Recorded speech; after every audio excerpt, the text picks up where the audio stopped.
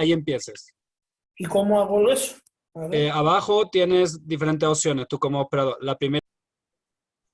Bueno, pues bienvenidos y bienvenida a todos y a todas a la segunda sesión de la ventana digital que hemos iniciado desde Amigos de Europa para utilizar el tiempo de confinamiento como una oportunidad de aprender y de enseñar y de compartir también, que es lo más importante.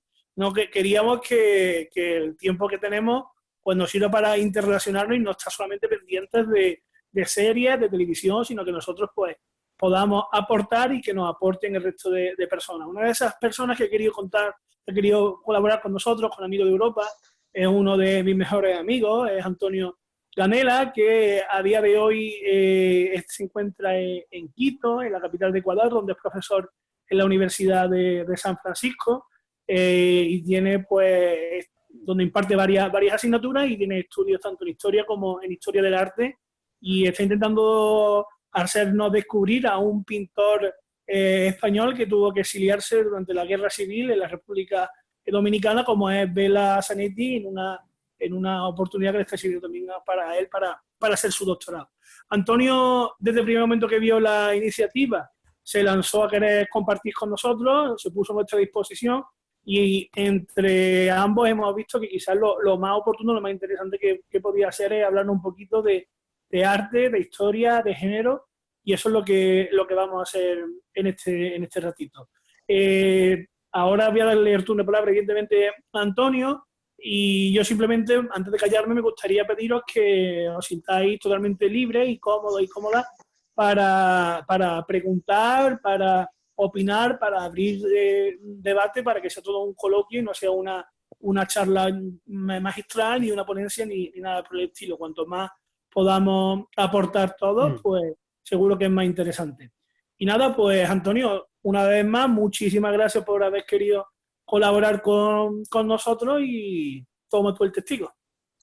Muy bien, pues muchísimas gracias, Javier. Yo, desde luego, estoy encantado con que haya asociaciones como Amigos de Europa, que especialmente en un momento como el actual, donde la propia idea de la Unión Europea se está poniendo en discusión por las insolidaridades, pues lógicamente tendamos a reforzar esa idea de Europa y esa idea en común, que yo creo que es un proyecto que hay que recrear otra vez, ¿no? Después de la pandemia actual. Igualmente, muchísimas gracias por abrir esta ventana. Va a ser absolutamente colaborativa. De hecho, si no queréis colaborar, yo os voy a obligar como a mi alumno. La idea, como es artística, es que, lógicamente, desde nuestras miradas, desde nuestras experiencias, desde nuestra propia capacidad estética y sensible, podamos interpretar unas obras que yo creo que son muy interesantes con respecto a la idea de género, a la idea del feminismo, y en cierto modo al ser visuales pues permiten también esa interacción. Yo voy a estar constantemente preguntándoos, buena, bienvenida, voy a estar continuamente interrogando, entre otras cosas, para que lógicamente el conocimiento crezca. Yo puedo tener mi opinión basada en críticos, basada en mi propia percepción, pero es interesante verla desde una visión más amplia, ¿no? Y eso es lo que nos permiten las clases. Esta ponencia, esta clase o este taller que vamos a impartir hoy, en realidad es producto de años de trabajo en talleres de género que se han desarrollado en la Universidad de la América, aquí en Quito, Ecuador, también en diferentes clases que yo he tenido con mis alumnos, y hoy, bueno, pues lo que vamos a hacer, desde luego, es una síntesis pequeñita que nos permita pues dialogar sobre temas que yo creo que son trascendentes. En cualquier momento podéis abrir vuestro micrófono, de hecho, sería bueno que lo dejéis abierto si no hay ruidos, y también, pues, lógicamente, estáis abiertos a participar en cualquier momento. Voy a intentar ceñirme también a la hora, a ver si lo logro, pero bueno, si no, igualmente, en otro momento pues podremos compartir quizá más información. Bueno, como digo, esta es una síntesis muy ajustada para intentar cuadrar el tiempo, pero bueno, si no lo logramos, en cualquier momento se puede cortar, porque de hecho, aunque es cronológica, no es necesariamente el orden en el cual tenemos que trabajarlo. Yo voy a hablar un poco de género y de feminismo, a la vez que vamos a ver alguna obra, y bueno, pues también lógicamente desde vuestras experiencias pues podéis aportar seguro mucho a esta conversación, ¿no? Yo he priorizado específicamente para esta ponencia el trabajo de mujeres artistas, aunque también hay hombres, lógicamente, que han trabajado temas de feminismo y temas de género. Y vamos a intentar hacerlo desde una perspectiva histórica, es decir, desde el pasado hasta el presente, y dando también algunos saltos temporales con énfasis en algunas artistas latinoamericanas, porque lógicamente también ha sido objeto de mi investigación.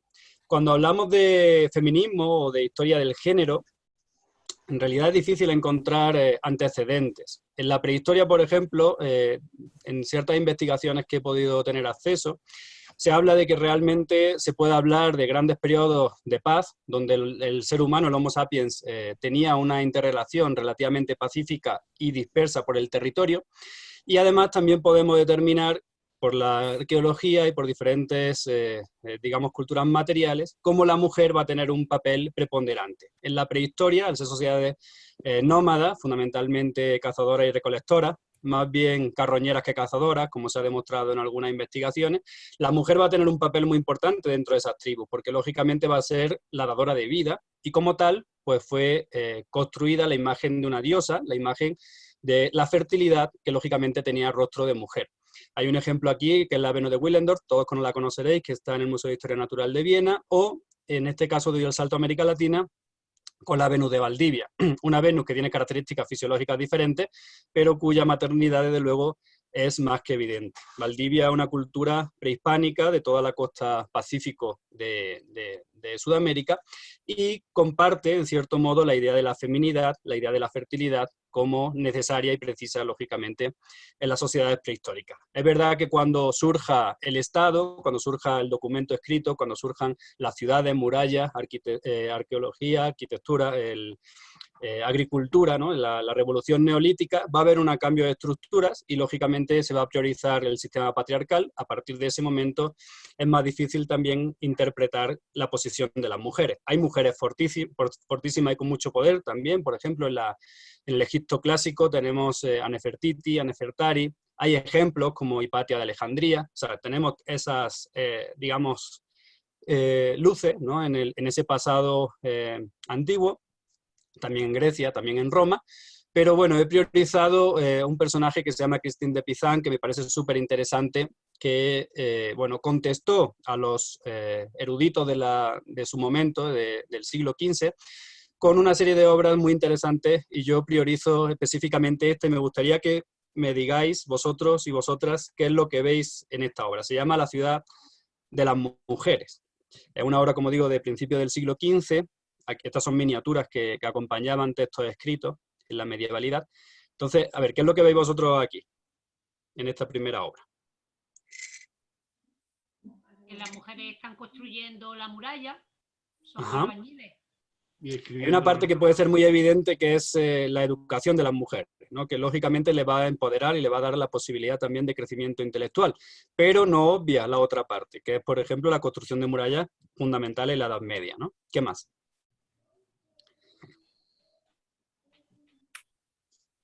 Yo veo a una mujer también como siendo la lideresa de la construcción, me refiero a la mujer de la izquierda, que interpreto que quizás sea ella la que esté dando las instrucciones y las indicaciones de cómo debe construirse la muralla.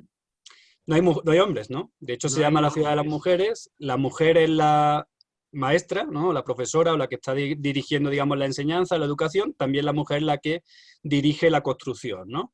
Vestidas no sé si de alguien... azul. ¿Perdón? Vestidas de azul. Exactamente, ¿no? No sabemos muy bien en el caso de la construcción cuál sería la que dirige, pero es interesante ver cómo en todos los campos, ¿no?, interviene o puede intervenir la mujer. Esa es una de las reivindicaciones de Christine de Pizan, que realmente, bueno, son trascendentes porque estaba contestando eso a los supuestos eruditos de la época, que eran lógicamente hombres, y les contesta con epístolas que lógicamente están relacionadas con su propio contexto cristiano, lógicamente, ¿no? En esa Europa medieval, pero, digamos, empoderando y dándole una situación, un lugar a la mujer. Por eso podemos hablar de protofeminismo, no es que podamos hablar de feminismo como tal, pero sí de unos inicios, por lo menos, de reivindicación de esa situación de las mujeres. Siempre, igual que os decía los ejemplos anteriores de la Edad Antigua, relacionados con mujeres que tenían capacidad de acceso a la educación, que tenían capacidad de acceso a la economía y a la riqueza, y por tanto podían cuestionar también un poco el sistema. Bien. Antonio, voy a dar un hablamos salto. de Dime. de los francos. Se refiere a Francia, a Cristina de Pizan. Sí, Cristina de Pizan es Sí. francesa, exactamente. Sí, lógicamente un contexto muy concreto, ¿no? Pero, ¿se puedo decir una cosa? Claro. Perdona por mi español porque soy italiana.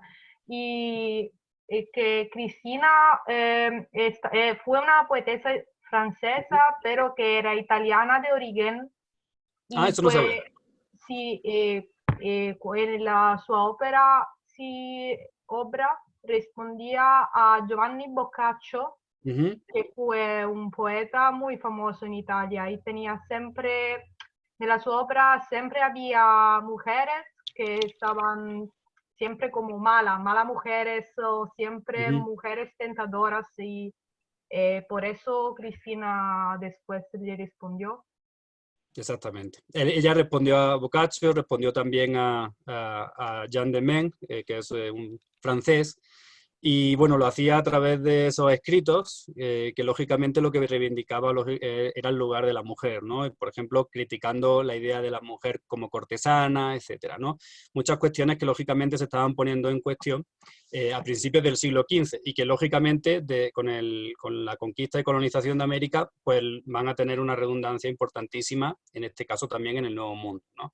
He dado un salto de la medievalidad a la modernidad ahora, pero bueno, igualmente en cualquier momento pues podemos profundizar también más, si queréis, en aspectos concretos, ¿no? Yo tengo un poco de prisa, pero es muy relativa, porque desde luego no hay ninguna necesidad tampoco de terminar. Pero muchas gracias por tu aporte. No sabía, por ejemplo, ese dato de que su origen era italiano, pero bueno, desde luego muy, muy interesante su obra y también su escrito y sus miniaturas, ¿no? Las miniaturas que, en este caso, desde una perspectiva visual, también nos aportan mucha información. Muchas gracias. Creo que fue Isabel.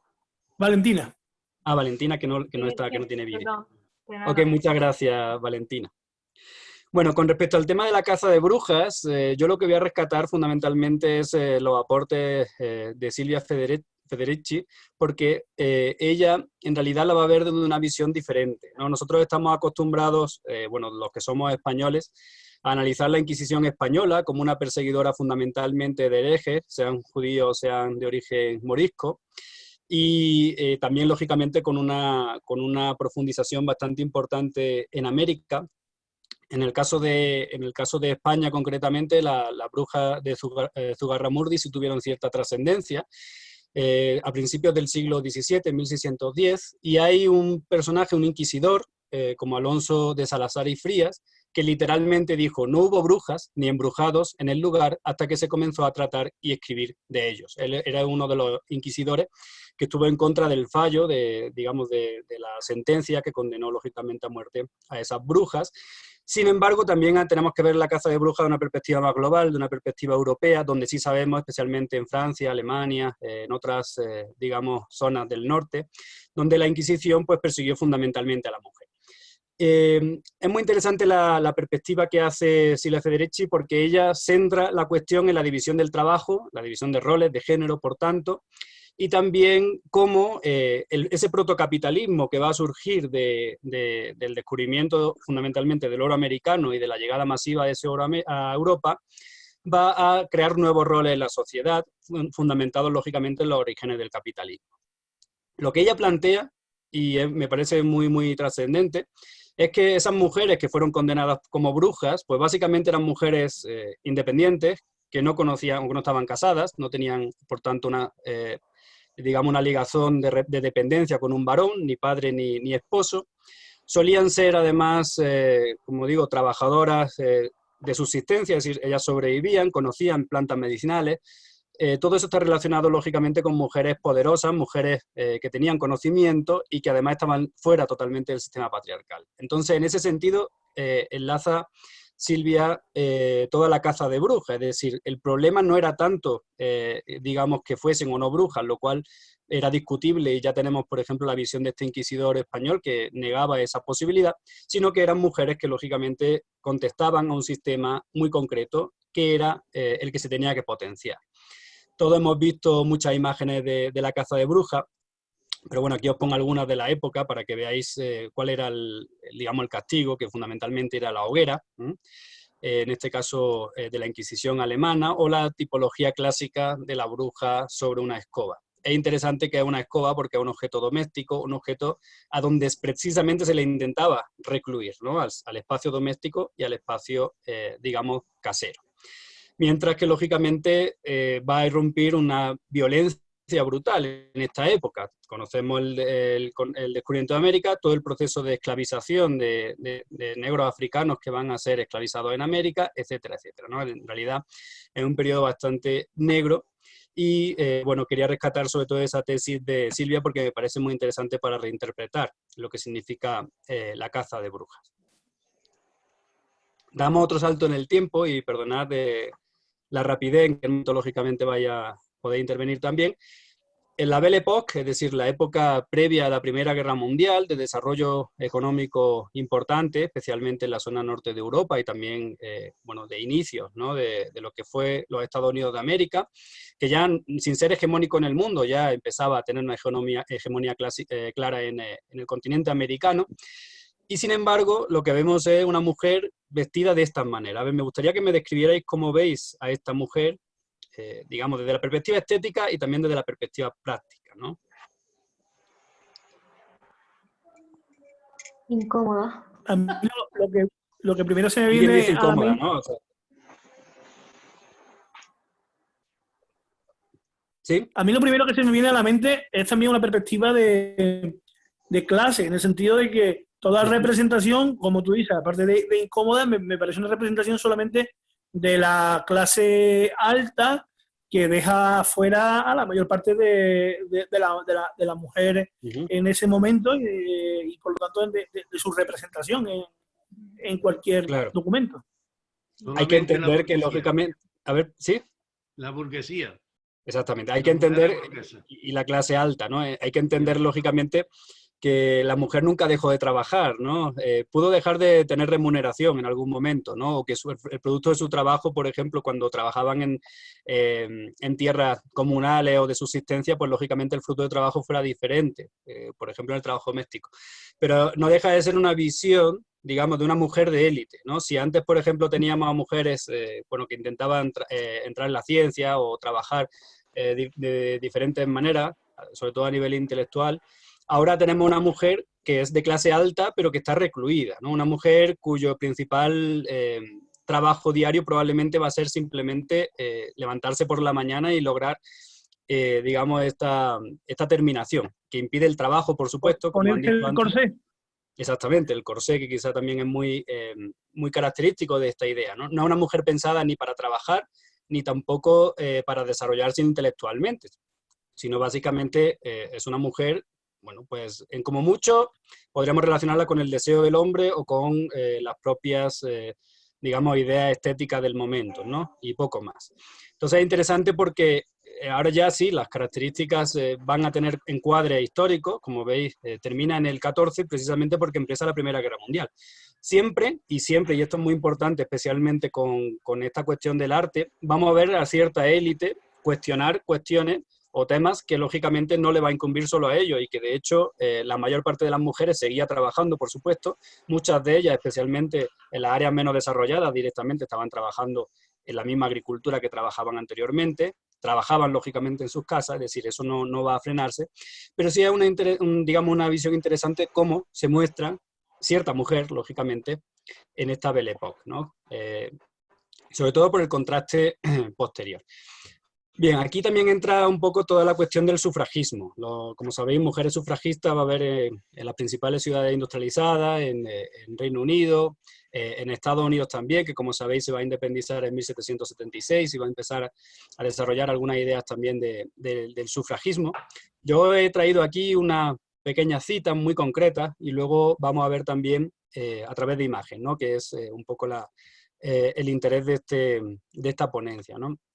Bien, ella lo que reclama básicamente es el voto.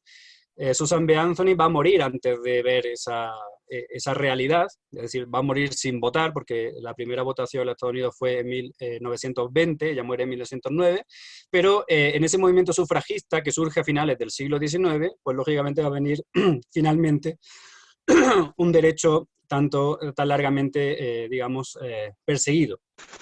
básicamente lo que dice es que si ya han tenido cierta acceso, ¿no?, a la cuestión del trabajo y al uso de la maquinaria, etcétera, solo van a lograr realmente la igualdad y la libertad a través del voto, ¿no? Es decir, está reivindicando no cuestiones meramente económicas, sino fundamentalmente el acceso a la decisión política, ¿no? Es decir, esa reivindicación que, como sabéis, en España va a llegar después de la Segunda República y, bueno, en otros lugares del mundo aproximadamente por esa misma fecha, ¿no? Es decir, es un derecho logrado muy tardíamente. Yo voy a poner aquí algunas imágenes también, porque, como digo, me interesa la cuestión visual de las campañas de esta Asociación Nacional Americana por el Sufragio de la Mujer, desde 1890 y hasta principios del siglo XX. Y me parece muy interesante porque es una campaña política, una campaña propagandística, pero con cuestiones muy interesantes. Lógicamente utilizan el cartel, lógicamente utilizan también, en cierto modo, la caricatura, sobre todo los antisufragistas, ahora los veremos, pero ellas básicamente lo que están es reivindicando un derecho que consideran que es legítimo por el mero hecho de ser humanos, ¿no? De hecho, Susan B. Anthony también se pregunta en algunos de esos discursos si las mujeres son seres humanos, ¿no? Es decir, si somos seres humanos, entonces tenemos que tener derecho también a poder elegir a nuestros gobernantes, ¿no? Como se ve, y además Antonio, tengo una pregunta. del siglo XXI es muy evidente, pues son derechos que lógicamente tienen toda la razón de solicitar. Dime, Javier. El movimiento sufragista en España para las mujeres se encontró incluso en muchas ocasiones con el rechazo incluso de la izquierda, porque se asociaba o se pensaba que si se daba voto a la mujer iba a ganar la derecha, iba a apoyar automáticamente a la derecha. ¿Esa circunstancia también se da en otros países o es algo estrictamente de aquí? Hombre, a mí esos debates, lógicamente, entre Clara Campoamor y Victoria Kent y demás sobre la necesidad de llegar al derecho al voto en ese momento son muy interesantes. Yo no lo he visto, por ejemplo, en el caso de Estados Unidos, tampoco lo he visto en el caso ecuatoriano. De hecho, lo voy a explicar porque me parece de los más interesantes, porque lo que buscó precisamente, sin ningún tipo de debate público, fue un agujero legal perfectamente logrado. Ahora lo veremos, ¿no?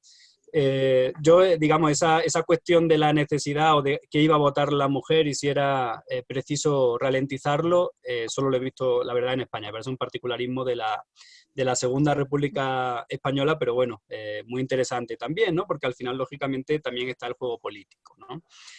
Bueno, ahora lo veremos de todas maneras en el caso ecuatoriano que va a llamar la atención. De todas maneras, también había mujeres que lógicamente eran antisufragistas. Ellas mismas lo estaban mostrando, ¿no? Por ejemplo, en este cartel. Es la madre, ¿no?, o la abuela la que tiene encadenada a su nieta o a su hija para evitar precisamente que reivindique, ¿no?, el voto de la mujer. Esto también va a ser interesante. También tenemos que entender una perspectiva de que no todas las mujeres necesariamente van a luchar por los derechos de las mujeres, no todas las mujeres tampoco lógicamente van a ser feministas, ni todos los hombres machistas, ¿no? Pero es interesante ver cómo también tienen esa lucha política contra, en este caso, generaciones posteriores, o mejor dicho, anteriores, que pudieran estar en contra de esa reivindicación, ¿no? Algunas otras caricaturas que también son muy, muy evidentes, las mujeres sufragistas, o las mujeres como encarceladas, como encadenadas, y sin derecho alguno al voto. O sus propias campañas que van a abrir en algunos estados de Norteamérica, como por ejemplo en Ohio, donde dice... ¿Te puedo hacer una pregunta Claro, por sobre supuesto. la imagen de la mujer con la ropa que tenía, no sé cómo se dice en español, el símbolo que tiene sobre la ropa? Ajá. Se tiene, porque lo he visto en todas las imágenes. Ajá. Y si tiene un significado en esta, no lo sé. Pues lo voy a investigar. De hecho, nunca me había fijado en esa flecha hacia arriba. Es cierto lo que dices. Especialmente las dos que están encarceladas, ¿no? Sí, sí. Uh-huh. Pero sí, muy, muy interesante esa puntualización, porque puede seguramente ser tiene que que significar sea, algo. Puede ser que sea algo, bueno, puede tener algo simbólico, pero puede ser también que sea una decoración del propio autor del cartel, que es el mismo. Sí, pero probablemente tiene que ser algún símbolo relacionado. Lo voy a investigar, esa flecha hacia arriba, que probablemente pudo ser, digamos, eso, un símbolo de las propias sufragistas. En este no aparece, ciertamente, pero en las dos que están encarceladas sí. O sea, quizás es un símbolo de resistencia o de, digamos, cómo la señalaban, ¿no? Lo voy a mirar y si lo encuentro lo compartiré, ¿vale? Porque me parece interesante el tema de las flechas, fijaos. Ok, y aquí, bueno, son sus campañas, ¿no? Como digo, está en Ohio en concreto, donde de manera muy abierta dicen, ven y aprende por qué las mujeres debemos votar. O sea, ni siquiera lo están imponiendo, ¿no? Es decir, están dispuestas a un diálogo, dispuestas a convencer por, lógicamente, la razón, ¿no? Y, lógicamente, se ve una campaña en positivo, ¿no? Una campaña del sí, una campaña de las mujeres, en nuestro cuartel general, las mujeres sufragistas, llamamos a los hombres de Ohio para, lógicamente, dialogar y convencer de una necesidad y un derecho que, lógicamente, nos pertenece por naturaleza, ¿no? Y aquí están las otras campañas, ¿de acuerdo? Aquí son las campañas contra el sufragio, las cuales, lógicamente, también tienen su interés porque nos permiten entender un poco cuál era o qué era lo que estaba en su mente, ¿no? Aquí, por ejemplo, tenemos, ¿no?, unas señoras de aristocracia, lógicamente, señoras de bien, que reclaman, en este caso, hacen una petición a las autoridades para cuidarnos o salvarnos de nosotras mismas, ¿no? Fijaos hasta qué punto, en este caso la mujer, obviamente una mujer de clase muy elevada, estaba solicitando no tener derecho a voto, probablemente porque consideraba que esa extensión de derechos podía perjudicarle, ¿no? Esta es una cuestión de clase, aquí sí hay una cuestión de clase fundamental, diferente a la que planteaba Javier antes en España, porque si el problema, el debate en España era que si votaba la mujer, votaría a la derecha por estar, digamos, aconsejada por el varón y por el sacerdote, aquí, sin embargo, es al revés, ¿no? Es decir, son, digamos, las mujeres de la aristocracia, probablemente, digamos, buscando sus propios intereses de clase, las que solicitaban que la mujer no pudiera votar, ¿no? Y el hombre por poco está sudando, ¿no? Intentando pensar cómo oponerse, ¿no? Lo cual es bastante interesante también. O, y esta imagen también es real, en este caso, una campaña a la contra totalmente, ¿no? La Asociación Nacional de Opositores al Sufragio Femenino, ¿no? Es decir, aquí tenemos, además, podemos hacer paralelismos con la Europa actual, donde surgen movimientos de extrema derecha que más que aportar, en realidad están contra, ¿no? Están contra Europa, están contra los derechos de las mujeres, están contra, ¿no? Algo parecido podemos ver aquí, claramente, porque, desde luego, ¿qué sentido tiene hacer una asociación para oponerse, ¿no?, a un derecho que, lógicamente, iba a terminar siendo conquistado, ¿no? Pues aquí está el ejemplo también en el caso de los Estados Unidos de América. Bueno, el caso de Ecuador, que es el que un poco planteaba antes, es muy interesante porque de la Constitución de 1906, que era durante la presidencia del liberal Eloy Alfaro, un Eloy Alfaro que, bueno, fue asesinado cruelmente precisamente porque abrió muchos derechos en Ecuador. Sin planteárselo realmente en esa Constitución, hay dos títulos que hablan del derecho al voto, ¿no? El título cuarto, artículo 13, dice: para ser ciudadano se requiere tener 21 años de edad y saber leer y escribir. Bueno, Matilde Hidalgo de Prócer es realmente una mujer, también hubo otras como Zulia Ugarte y Patia Cárdenas, pero me interesa fundamentalmente Matilde Hidalgo. Fue la primera mujer que se doctoró en medicina, la primera mujer licenciada en medicina y doctora de Ecuador. Por tanto, sabía leer y escribir, y también tenía 21 años de edad, ¿no? En realidad, el título cuarto, artículo 13, no decía que tenía que ser varón, solo decía ciudadano mayor de edad y que sabía leer y escribir. Y el título séptimo, artículo 31, dice: para ser elector se requiere ser ciudadano en ejercicio, lo cual era, aunque fuese mujer, y reunir las demás condiciones que en los respectivos casos determinan las leyes. Es decir, no había ninguna disposición legal que impidiese el voto femenino. Entonces, ella se acercó al colegio electoral e intentó votar. No le permitieron votar, se creó un revuelo y finalmente, atendiendo a la cuestión constitucional, se inició el derecho al voto de una manera totalmente espontánea. Posteriormente, lógicamente, ya se hicieron una serie de enmiendas y se incorporó el derecho al voto a la mujer. De manera oficial, el primer estado en Latinoamérica que votó fue Uruguay, pero de manera efectiva fue Matilde Hidalgo, precisamente aduciendo a este vacío legal. Es decir, no hubo necesariamente un debate profundo y lo que sí es interesante es cómo ella, a través también de su acceso a la educación, pudo reivindicar sus propios derechos, ¿no? Cuando, lógicamente, nadie lo había hecho previamente. Entonces, bueno, me parecía también interesante como ejemplo, ¿no?, de otro tipo de modelos donde se logró derechos, no necesariamente como la sufragista o no necesariamente a través de un debate político intenso, como en el caso de la República Española. Bueno, antes cortaba en el 14 con la Belle Époque, con esa mujer encorsetada, con esa mujer cuyo trabajo estaba relacionado con su propia idea de belleza, ¿no?, de aquel momento. Los años 20 van a ser totalmente diferentes. Termina la Primera Guerra Mundial. En la Primera Guerra Mundial, como sabemos, hay un acceso necesario de la mujer a la industria porque los hombres se estaban matando en Europa. Va a haber unos cambios importantes. El de la vestimenta es muy interesante, yo creo que es muy visual, ¿no? Se pasa de un vestido largo, encorsetado, etcétera, a vestidos cortos, ligeros. La mujer se va a pasar también en el baile, muy interesante cómo en el baile se pasa del baile agarrado, ¿no?, del baile cercano al Charleston, por ejemplo, que como veis, pues el hombre y la mujer bailan solo. Se ve que la indumentaria ha cambiado totalmente, el pelo ha cambiado totalmente, y son, lógicamente, como decía Javier, también en una élite, es decir, no es el común de las mujeres trabajadoras, pero sí es, lógicamente, representativo de ciertos cambios, ¿no? Mujeres que avanza o que caminan. Dime. Esa élite, esa representación tiene también, se encuentra en la sociedad española de la época, o realmente esa apertura en cierta manera no llegó aquí tan Hombre, lo que sucede es que, claro, los años 20 en España, a pesar de que durante la Primera Guerra Mundial hubo un alto, digamos, una subida, sobre todo de ciertos sectores, ¿no?, que se enriquecieron del auge de los precios, pero también va a ser la época, el 18, de la fiebre, mal llamada fiebre española.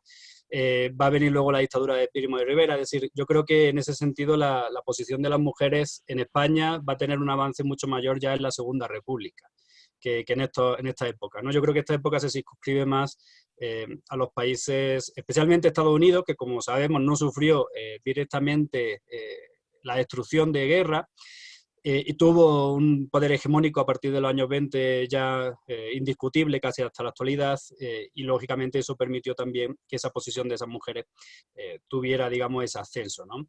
Posteriormente también lo vamos a ver en algunos países europeos. De hecho, por ejemplo, una de las imágenes que os pongo aquí también es de Marlene Dietrich, que es una actriz alemana que va a lograr también un gran peso en Hollywood y en todo el mundo, a través de una figura también muy interesante, que es la mujer fatal o la femme fatal, ¿no?, que es un producto literario que va a venir de mucho antes, pero que va, digamos, a ganar peso sobre todo en estos años 20. Aquí tenemos a Marlene Dietrich. Marlene Dietrich era, bueno, el personaje que hacía, que es Veronica Lake, era un personaje que se cubría con el flequillo parte de la cara, fumaba, tenía, en cierto modo, la referencia de poder devorar a los hombres, ¿no?, es decir, estar por encima de los hombres. Por tanto era una mujer también odiada, también perseguida. Hay que entender también lo que va a pasar en esa época con los pintores surrealistas, que también van a tener a la idea de la mujer como una mantis religiosa que devora al hombre, ¿no? Hay también algunas representaciones en el reino animal, etc. Pero bueno, es una mujer, desde luego, que ya ha logrado cierta independencia, y eso quizás es lo que más nos interesa, ¿no? Porque al final esto va a llegar a otros lugares del mundo. Es cierto que quizás nos circunscribimos demasiado en el mundo desarrollado occidental. Para entender, por ejemplo, dinámicas en otras regiones tendríamos que hacer otro tipo de análisis, pero bueno, en este caso el acceso al trabajo por una obligación, en este caso de guerra, permitió abrir también ciertas libertades. Eso además es muy evidente después de la Segunda Guerra Mundial, pero aquí ya se evidencia también, ¿no?, en los cambios en los usos, en las costumbres, y por tanto cambia también el rol. Es decir, una mujer que ya se incorpora al mercado laboral, lógicamente tiene otros derechos también, ¿no? De hecho, va a ser los años en los que van a lograr el derecho al voto, pero también va a haber otras paradojas, ¿no? Y es que acaba la Primera Guerra Mundial, digamos, ese proceso expansivo capitalista se va a frenar y, lógicamente, va a haber muchas mujeres que vuelvan a sus casas, ¿no? Exactamente igual que va a pasar después de la Segunda Guerra Mundial, ¿no? Es decir, los avances no son unilaterales, sino que realmente siempre vamos a encontrar mucho avance y mucho retroceso, pero en este caso yo creo que los años 20 sí lograron, ¿no?, un posicionamiento de la mujer diferente, por lo menos en estas áreas más desarrolladas. Bueno, y todavía no hablamos ni siquiera de feminismo, ¿no? Yo os he traído estas imágenes también porque quiero hacer una consulta. Yo, cuando estudié Historia del Arte en la universidad, había un Delaunay. Un Delaunay que tenía una serie de obras que eran relativamente importantes, digamos, en el orfismo y anteriormente a este estilo pictórico. Pero yo solo estudié un Delaunay. A mí me llamó mucho la atención en una visita que hice al Reina Sofía, cuando estaba en Madrid, que de repente me encontré una exposición de Sonia Delaunay, que era la esposa, ¿no? En realidad ella se llamaba Sara Ilichna Stern, era de origen ucraniano. Ella no se le conoce, o no se le conocía todavía en aquel momento, y él, Robert, pues lógicamente prácticamente tenía todo el crédito de las obras hechas, ¿no? Es verdad que, bueno, los pintores y en general muchos artistas, digamos, matrimonios de pintores o de artistas, trabajan en común y muchas veces, en muchas ocasiones es difícil, ¿no?, distinguir una obra de otra. Yo os pregunto, ¿qué consideráis, que estas obras son de ella o de él?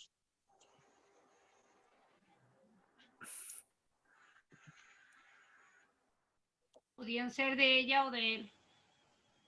Podrían ser de ella o de él, son de ella, ¿vale? En realidad son obras que están encuadradas en todas las vanguardias posibles de principios del siglo XX. Aquí tenemos, esta obra podría ser perfectamente fauvista o impresionista, esta obra podría ser postcubista, es decir, ella fue tanteando, y esta sería orfista, ella fue tanteando todos los estilos pictóricos de la época junto a su marido. Lo difícil ha sido determinar cuáles son obras de ella y cuáles son obras de él. Y hasta el año 2017, creo que fue, en el Museo Reina Sofía todavía, cuando encontraba o cuando buscabas Delaunay, aparecían obras de ella y de él, pero solo las de él tenían imagen. Es decir, yo, para ser honesto, no tomé captura de pantalla en aquel momento, para ser honesto, hoy en día ya están digitalizadas, ¿no? Pero si lo ponemos por trascendencia, por ejemplo, el primero es él, ¿no? La segunda ya aparece ella, ¿no? Lo cual es bastante interesante. Y también lo otro, ¿no? Que ya todas las obras, tanto de ella como de él, aparecen digitalizadas. Pero cuando tuvieron que decidir cuáles digitalizaban primero, lógicamente digitalizaron las de él, ¿no? Y esto es una cuestión que me he encontrado en casi todos los matrimonios de artistas del siglo XX, ¿no? Es decir, no estamos hablando ni siquiera de la antigüedad o de épocas más pretéritas donde incluso las mujeres tenían que utilizar un seudónimo masculino para poder publicar o para poder pintar. Estamos hablando del siglo XX, ¿no? Y seguía siendo exactamente igual. El cambio de apellido, que sabéis que en muchos lugares del mundo se sigue haciendo, hace también que las mujeres pierdan su identidad, ¿no? Esta mujer, al cambiarse o al casarse, ya no es Stern nunca más, sino que va a ser Delaunay. Y por tanto, toda su producción va a estar, digamos, ligada a ese apellido exactamente igual que al esposo, ¿no? Cuando Antonio, cuando habla del cambio de apellido, a veces casi que lleva incluso el cambio de nacionalidad, porque todo el mundo conoce a María Curie, pero nadie sabe su nombre polaco y realmente quién fue. Es muy paradigmático ese caso. No, se pierde totalmente la identidad. Hay veces que es muy difícil también seguir a ciertas académicas estadounidenses cuando se casan, luego se divorcian, vuelven al apellido de soltera, luego se vuelven a casar, vuelven a tener otro apellido. Es decir, es difícil también hacer incluso una búsqueda académica, ¿no?, de estas mujeres, porque su identidad, que es su apellido, lógicamente lo pierden con el matrimonio, ¿no?, con esta tradición, que lógicamente es patriarcal también, de cambiar el apellido. Pero no solo le va a pasar a Sonia, ahora vaya a ver otro ejemplo también que a mí me parece súper interesante. Es decir, que ambos descubrimientos lo hice gracias al Reina Sofía, lo cual también es una institución que yo creo que, bueno, el Museo de Arte Contemporáneo de Madrid, ¿no?, el Museo de Arte Moderno y Contemporáneo, es muy interesante porque son investigaciones recientes. Esto también es de hace muy poco tiempo. No sé si conocéis a Lola Álvarez Bravo, es la primera fotógrafa mexicana, gran fotógrafa mexicana. Su nombre real no es Álvarez Bravo, su nombre real es Dolores Martínez de Anda, pero al casarse con su esposo se cambió el apellido. Lo interesante de ella es que entra como aprendiz al taller de un fotógrafo consagrado, ¿no? Manuel Álvarez Bravo era un fotógrafo de los más consagrados de la época. Ella se convierte en su aprendiz. Fijaos, si la pintura es difícil determinar si es un hombre o una mujer, o ha sido Sonia o ha sido Robert el que ha hecho una obra, en fotografía todavía más difícil, porque tenemos que entender que los carretes son idénticos, el proceso es revelado probablemente también muy similar. Entonces, ha sido una investigación que yo entiendo que ha sido brutalmente profunda, ¿no?, y muy, muy compleja, y probablemente con muchas fuentes orales, con mucha investigación de campo, etcétera, ¿no?, para determinar cuáles fotos son de ella y cuáles fotos son de él. Ahora no hago la pregunta porque son todas de ella, ¿de acuerdo? Son todas fotografías muy interesantes, fotografías de vanguardia. Estamos hablando de los años 20 y 30. Aquí tenemos algunos de los personajes mexicanos más importantes de ese momento también, a la propia Frida Kahlo, a Diego Rivera, a María Izquierdo, que fue una pintora también muy trascendente y muy olvidada, con la cual compartió piso, seguramente incluso fue más allá de solo ser una amiga, pero bueno, a mí no me interesa simplemente la cuestión digamos, del cotilleo, sino más bien lo que me interesa es cómo Lola va a seguir manteniendo su apellido a pesar de separarse primero y divorciarse después de su esposo, porque probablemente volver al antiguo nombre le hubiera derivado en no ser más reconocida, ¿no? Es decir, que nadie la conociera directamente, ¿no? Bueno, aquí hay obras muy interesantes, tenemos encuadres importantísimos, visualmente muy atractivos. Tenemos también fotomontajes.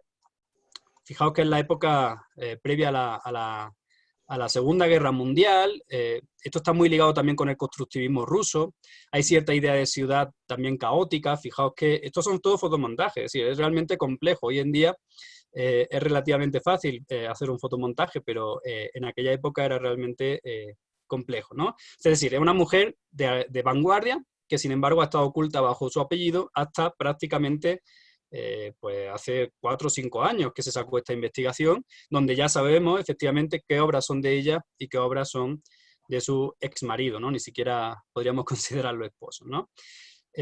Bueno, también el tema de esa mujer que ya se separa, esa mujer que ya es independiente, esa mujer que probablemente fue lesbiana, ¿no? Muy contestataria en un México muy conservador, pero que, bueno, va a tener también ese lugar, ¿no? Ese lugar en la historia del arte que se le ha dado, lógicamente, el tiempo, ¿no? Y hay unas palabras que en una entrevista que le hicieron, porque lógicamente ella narra también sus orígenes, dice: te confieso, estas son palabras de ella, que desde chica, con mi padre, pensé que yo tenía que hacer algo que no fuera común y corriente, aunque me educaron muy mal, me educaron para todo lo inútil, ¿no? Es decir, a ella no le dejaban, lógicamente, desarrollar aquello que pretendía, y bueno, saliéndose de casa, metiéndose en el taller de Álvarez Bravo y casándose con él, logró, en este caso, bajo otro hombre, esa posibilidad de desarrollarse, en este caso, desde la perspectiva fotográfica, ¿no? Bueno, ya no vamos a ver más casos de esto, hay muchos más. Por ejemplo, en mi investigación en la República Dominicana, mi directora de tesis, que hizo su investigación en los años 80, entrevistaba a algunos de los pintores famosos de aquel momento. La mujer de Bela Zanetti nunca pintó, ninguna de las dos mujeres, pero sí había un caso muy, muy particular, que de hecho ha hecho exposiciones a posteriori en Santiago de Compostela, porque son de origen gallego. Eugenio Fernández Granell tenía a su esposa, que era pintora, ella pintaba. Sin embargo, en estas entrevistas, él nunca dijo que su mujer fuera esposa, fuera artista. Él siempre hablaba de los grandes artistas, no hablaba de los otros artistas exiliados, hombres, etcétera, etcétera, ¿no? Es decir, incluso dentro de los propios matrimonios sucedía esto, ¿no? Y de hecho, bueno, hoy en día la hija de ese matrimonio está también investigando y profundizando la obra artística de su madre, ¿no? Porque en muchos momentos seguramente fueron directamente obviadas, ¿no? Y así con muchos otros. Bueno, ahora vamos a ver algunas obras de mujeres artistas que están relacionadas ya con los inicios de la segunda ola feminista, con ya publicados el segundo sexo de Simone de Beauvoir, ya con unos avances en las reivindicaciones, sobre todo en Europa y en el mundo desarrollado de las mujeres. Y Pauline Botti hace esta obra. Fijaos que se llama un mundo de hombres, en los años 60, y hace 2 obras, ¿no? Son complementarias. A ver, ¿qué diferencia os veis? Vamos a empezar por esta.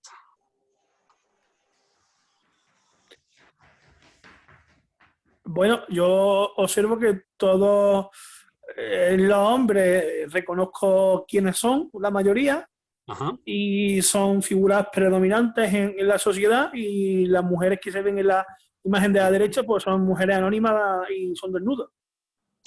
Ajá. O sea, tenemos hombres exitosos, ¿no? Tenemos a Armstrong, tenemos a Lenin, tenemos a Einstein, tenemos a Elvis. O sea, son, como dice Javier, casi todos son reconocibles. Son, lógicamente, élite a nivel religioso, élite a nivel político, élite a nivel científico, prácticamente todos los campos posibles, ¿no? Y aquí, sin embargo, a la derecha tenemos mujeres meramente sexualizadas, ¿no? En muchas ni siquiera se le ve el rostro, y desnudo. ¿Qué pasa con el paisaje? ¿Cómo son ambos paisajes? Porque hay un paisaje.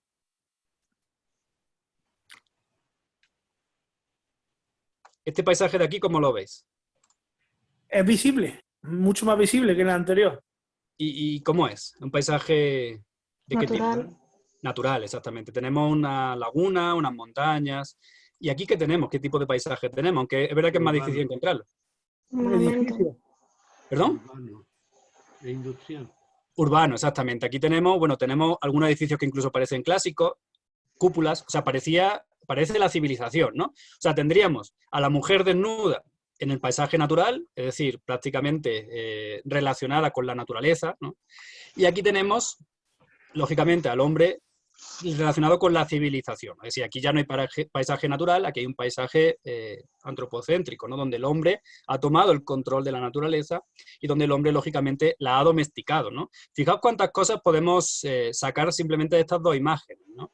En realidad, si nosotros hacemos una visión amplia de la historia del arte, y lo vamos a ver en alguna otra obra, la mujer no va a ser la artista principal digamos, si hablamos de mayorías, pero cuando aparece sí va a aparecer desnuda, ¿no? Es decir, se le va a considerar musa, se le va a considerar lógicamente objeto de deseo, se le va a considerar también ideal de belleza, mientras el hombre no va a estar tan relacionado con esa idea, sino que va a estar relacionado fundamentalmente con la ciencia, ¿no? O directamente con la consecución o con la realización de las propias obras, ¿no? Eso es lo que está aquí reivindicando Pauline Botti de una manera muy gráfica, considero, ¿no? Y de manera muy interesante. Vamos a ver alguna otra obra y la vamos comentando. Bien, esta se llama Home, que en inglés significa cariño, también de los años 60.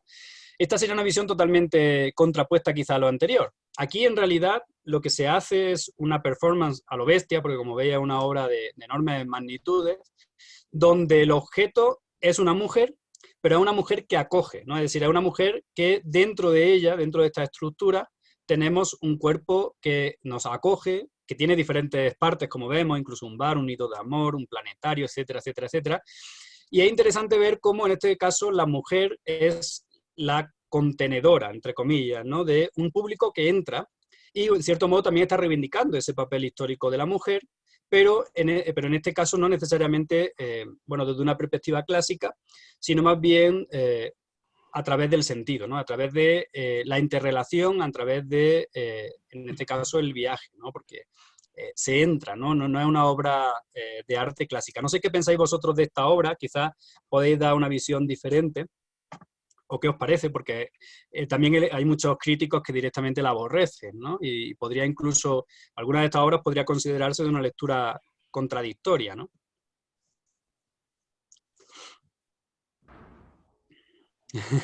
Esta quizá un poquito más compleja, ¿no?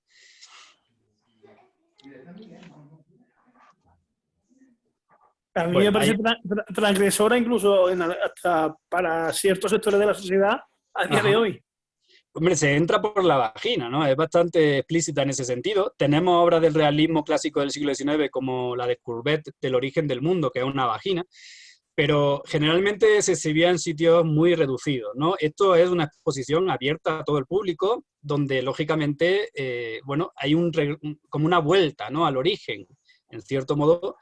Bueno, los que hayan nacido por cesárea no, pero bueno, es en cierto modo la vuelta al origen, ¿no? Al útero materno, a la estructura que nos ha dado la vida a todos. Entonces, desde luego puede tener muchas contradicciones, como dice Javier, también fue bien polémica, ¿no? Hay muchos críticos que la consideran cosificación también, es decir, esa perspectiva también se puede plantear, ¿no? Pero desde luego vemos como los años 60 fueron bastante, bueno, movidos a nivel de estas mujeres artistas que estaban poniendo sobre la mesa cosas que lógicamente iban a tener repercusión también, ¿no?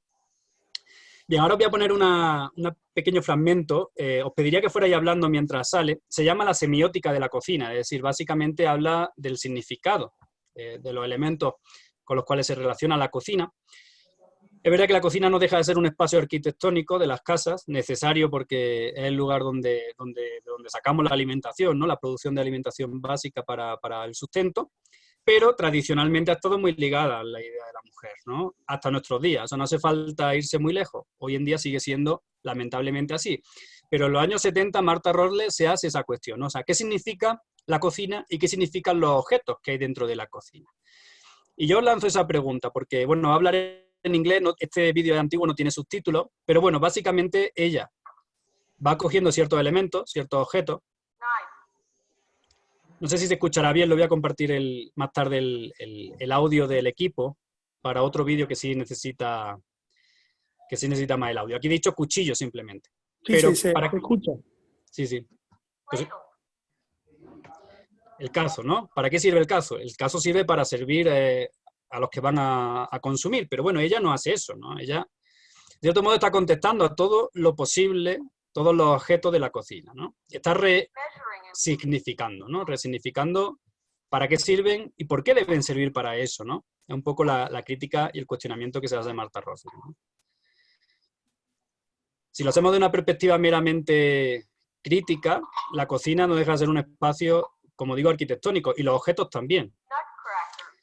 Si se ha ligado a la idea de mujer, ha sido lógicamente una cuestión social y una cuestión de rol de género que lógicamente hay que destruir, ¿no? Es un poco la visión de Martha Rosler.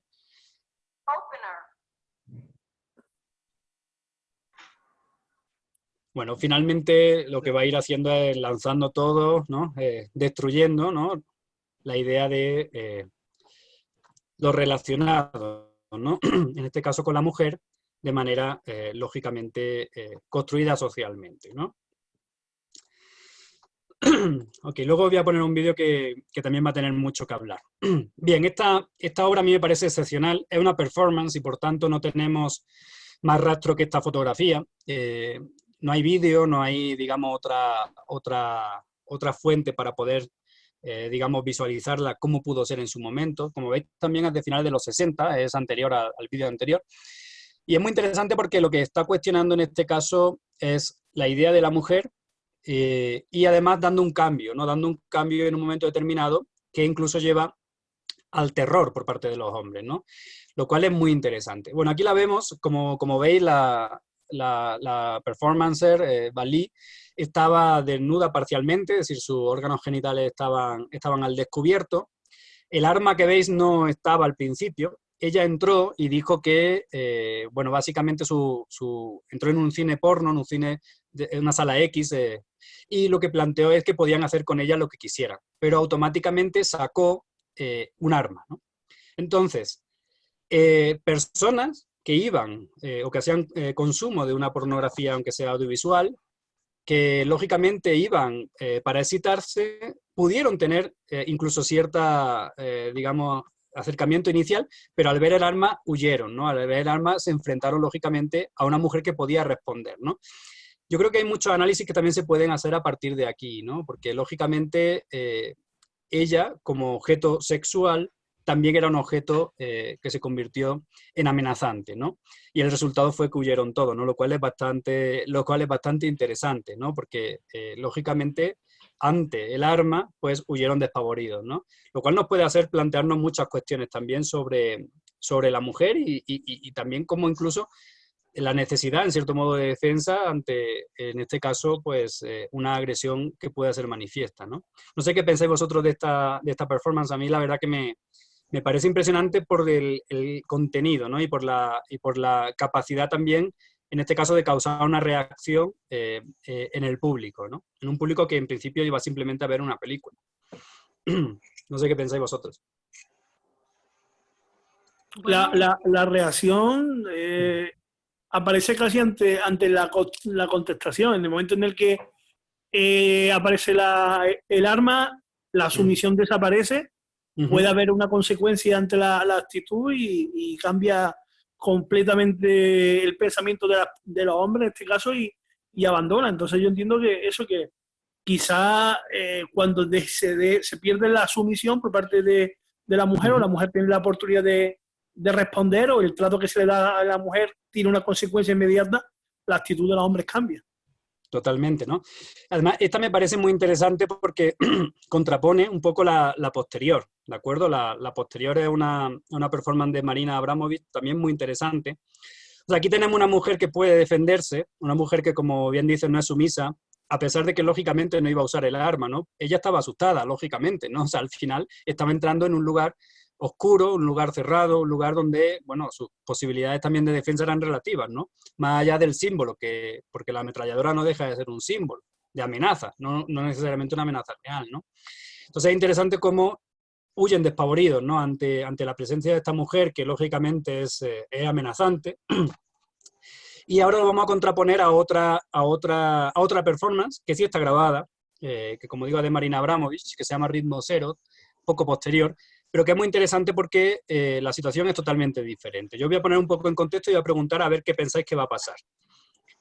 Marina Abramovich entra en una galería de arte, su performance es ubicar en esa galería 72 objetos sobre una mesa.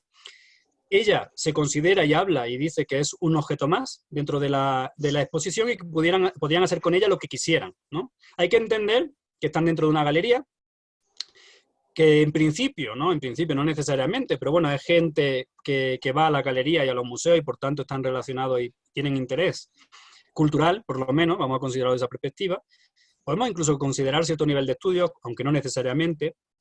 Y yo os pregunto, ¿cómo pensáis que respondieron? Porque entre los objetos había algunos, como por ejemplo rosas, y había otros como por ejemplo un arma. ¿Cómo pensáis que respondieron esas personas? Porque eran 6 horas en las cuales Marina iba a estar a la disposición plena de los visitantes. ¿Qué pensáis? A priori, a ver. ¿Esos visitantes eran de ambos sexos? Sí, claro. Es interesante porque es como un experimento social, ¿no? O sea, yo me acuerdo, por ejemplo, del Señor de las Moscas, ¿no? Es decir, ¿qué puede pasar cuando se le da el poder a una masa, sea como sea esa masa, ¿no? Si queréis lo vemos. Venga. Bueno, he puesto con subtítulos traducidos al castellano por si acaso, ¿vale? Por eso lo he abierto aquí fuera. Bueno, al principio ella misma va a explicar su performance. Marina luego hizo otras performances de menos calidad, pero bueno, esta me parece muy interesante.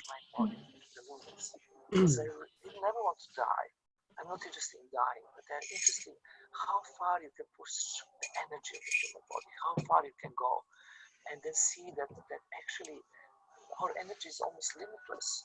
It's not about the body, it's about mind who push you to the extremes that you never could imagine. Some of the work what really got lots of attention in the public was Rhythm Zero. Till that time, the artist of performance art was totally ridiculed, and they think that was sick and was exhibitionist and was masochist, and they just want attention. So I was just really tired of this kind of critics, and I said, okay, I'm going to make a piece to see how far public can go if the artist himself doesn't do anything. And there, very simply, I put on the table 72 objects with the instructions, I'm an object, you can do whatever you want to do with me, and I will take all responsibility for 6 hours.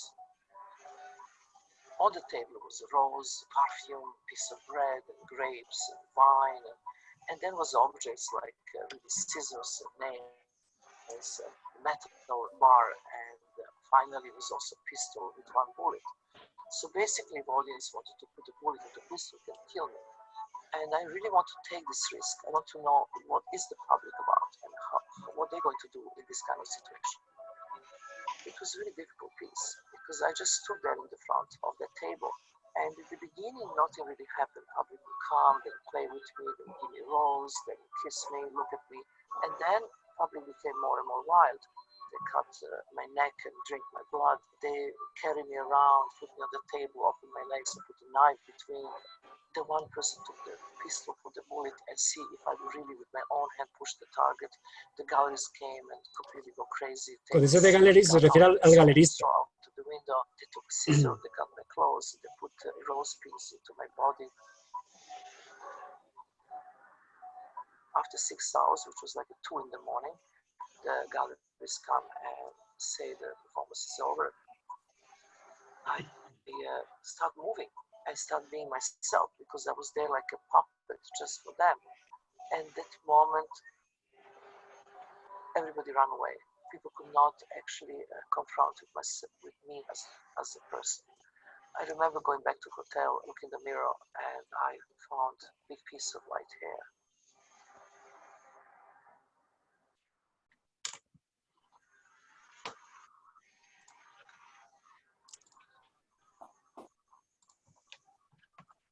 ¿Queréis decir algo? No entendía lo del cabello blanco. Bueno, era un cabello blanco, simplemente pues lo tenía seguramente de que a alguien pues se le había caído, ¿no? En la performance, durante la performance. Bueno, termina así de manera medio poética, pero en realidad quizá lo trascendente es qué es lo que pasa durante la performance, ¿no? Es decir, ¿qué conclusiones podemos sacar de esto? Porque está un poco relacionado con lo que ha dicho Javi antes de la anterior, ¿no? O sea, si la mujer no era sumisa, sino que respondía, hay una actitud. Si la mujer es sumisa, hay una actitud totalmente diferente, ¿no? Lógicamente sin victimizar a la mujer en absoluto, nunca, ¿no? Pero son, digamos, un poco esos experimentos sociales que nos pueden ayudar a comprenderlo desde otra perspectiva. No sé qué pensáis vosotros. Es que yo lo que pienso es que me cuesta mucho trabajo pensar en mujeres con pistola o con metralleta. En cambio, no me cuesta ningún trabajo asociar ese tipo de arma a hombres. Entonces, claro, una mujer con una metralleta impone. Y esta otra que se deja hacer, yo creo que, pero ¿por parte de quién? Porque si se dejara hacer en un grupo de mujeres, no sería lo mismo que dejarse hacer en un grupo que hubiese muchos hombres. Había mujeres y hombres. Bueno, pero podemos verlo también desde otra perspectiva.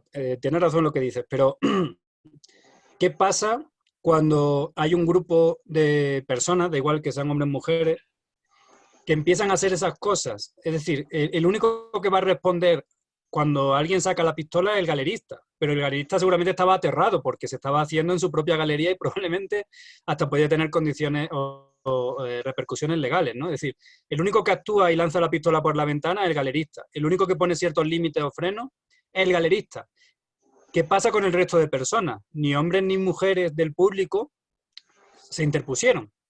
¿Entendéis lo que me refiero? Al final actuaron como una masa y yo creo que esto nos puede ayudar a entender un poco esos condicionamientos humanos donde nadie responde, ¿no? Y pasan continuamente. Y de hecho yo creo que es una cuestión que también hay que tener en cuenta, ¿no? Es decir, ¿qué pasa cuando como grupo nos enfrentamos a una injusticia? ¿Somos capaces de actuar? ¿No somos capaces de actuar? ¿Hasta dónde llega? ¿Por qué hay un increciendo también de la violencia? ¿Por qué se inicia de una manera relativamente pacífica y termina llegando a ese extremo, ¿no? Van probando y llegando y buscando los límites, buscaban que ella ya renunciase, ¿no? Son muchas cuestiones y sobre todo también lo más interesante, se acaba la performance y se van todos corriendo, ¿no? Es decir, no son capaces de enfrentarse a ella como ser humano, son solo capaces de enfrentarse a ella como objeto dentro de esta performance. Es decir, estaban avergonzados probablemente, pero nadie reaccionó, ¿no? A mí, bueno, hay muchas preguntas que se lanzan, ¿no? A partir de esta performance, pero yo creo que complementa muy bien la anterior, ¿no? En este caso, desde una postura primero sumisa y luego ni siquiera agresiva, simplemente como persona, ¿no? Lo cual es bastante interesante. Bueno, voy a intentar ir terminando ya, porque ya ha pasado prácticamente la hora. Esta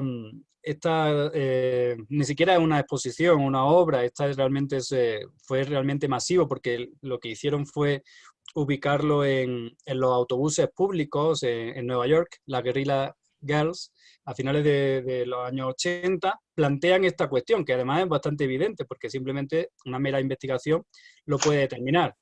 Que dice básicamente, ¿tienen las mujeres que estar desnudas para entrar en el Metropolitan Museum? Como sabéis, el Metropolitan es uno de los principales museos de Nueva York, que está en el Central Park, que es una institución artística.